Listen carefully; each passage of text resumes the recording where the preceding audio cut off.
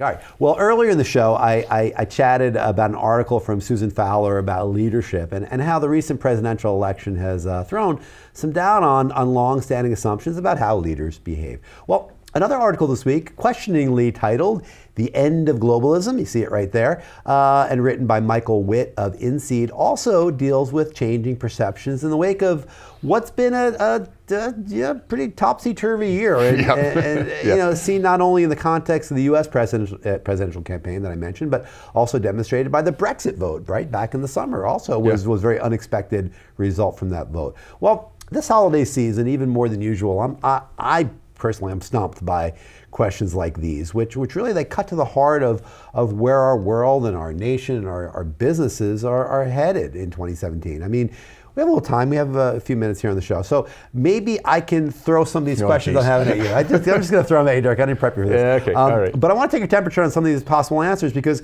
further to Witt's article, nationalism is a stronger force than globalism, if globalism was ever really stronger to begin with. Well, a corollary to the above is, can manufacturing jobs really be brought back to the United States? Those are kind of two questions there. I mean, the idea that nationalism is now more emergent than globalism, or it's overtaken globalism, if globalism ever really was prevalent.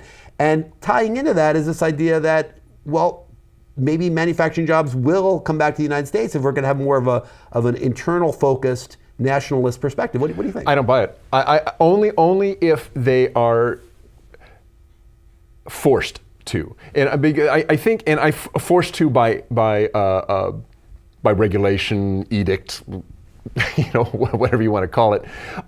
To me, the best way to bring jobs back to any country is it's got to be driven by market.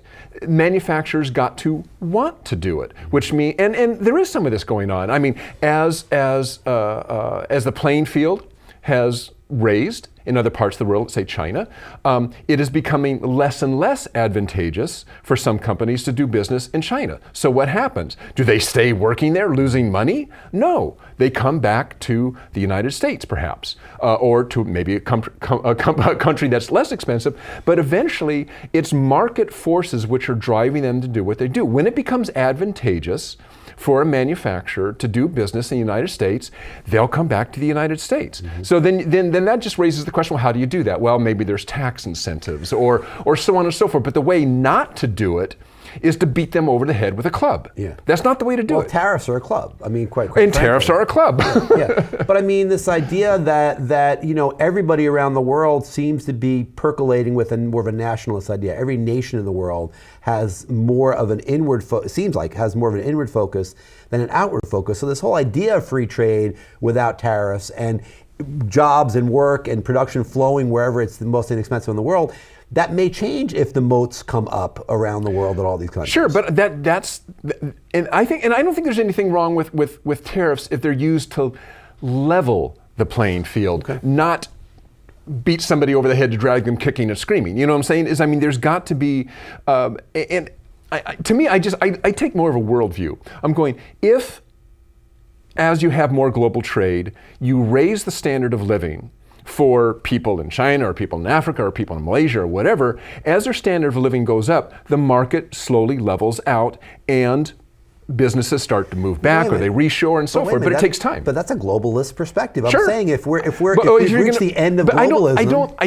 I don't think we're reaching that end of globalism. Is there nationalism? Yeah. But I don't think that spills over unless, like I could say, unless you force in the name of nationalism, unless you force somebody kicking and screaming to bring their manufacturing back in the name of nationalism, you're just beating up on them. Yeah. They've got to come back.